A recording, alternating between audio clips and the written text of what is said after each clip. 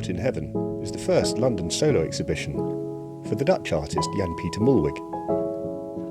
Janpeter's artworks explore the concept of the heavenly, seeking to connect to it from our earthly existence. He starts with imagery that is grounded in the myth of creation. Both Adam and Eve appear. Adam as a dark-skinned figure swimming in primordial waters. Eve white and floating in the air, accompanied by a comet. They come together in a larger work, Adam dreaming as Eve approaches, whilst both are stalked by a serpent. This scene of paradise on earth, and the moment preceding its fall, has been depicted over centuries, such as in this Torah from Sarajevo. Notice how, just as in Janpeter's work, Adam is sleeping and thus vulnerable. This floating between waking and sleeping states, between dream and reality, is an ongoing theme explored in Janpeter's larger drawings. Not necessarily as vulnerability, but as an openness to the ethereal. A man sits on the end of a jetty, eyes closed, palms up to the sky, as if waiting for an epiphany to elevate his earthly existence.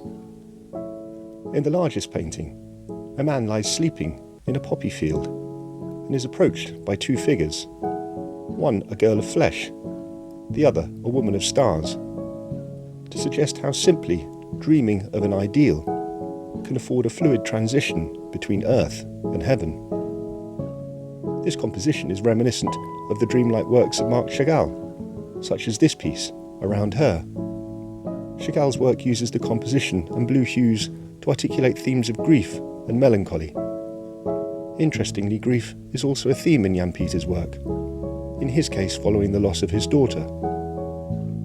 The sleeping, dreaming state permits a connection to something no longer of the earth, but nonetheless ever present. And yet, the earthly in Janpeter's work is just as idyllic as the dream. Fish, birds and flora are all resplendent, existing as beautiful ideal examples of their type. His figures look out at us in uncomplicated optimism, their bodies given a satisfying solidity, whilst also somehow feeling ethereal and light. Their eyes are oversized, windows onto larger souls, gateways to greater empathy, and hark back to the use of eyes in early icon paintings in Byzantium, where the eyes were used to express the emotional and thus create an emotional connection with the image, to bring the divine closer to the earthly. His New Gardener presents an image of the risen Christ, as if seen by Mary Magdalene, with pronounced stigmata through which light emanates. This is part of a reassessment of the wound and its value to us, a theme furthered in his tapestries. Harvest presents a gathering around a Christ-like figure, from whom a grapevine springs, in which Janpeter tries to make sense of the Eucharistic story, of how something so gruesome as the blood from a wound can be turned into a blessing. The two accompanying tapestries focus on earthly elements and their dangers, with figures surrounded by animals representing fecundity but also peril. In Resurrection, a boar is hemmed in by a thicket of thorns. In Adam Swims, the waters teem with wildlife that could well be benign but also threatening. The tangible fabric of these artworks underlines the earthly nature of their heavenly visions.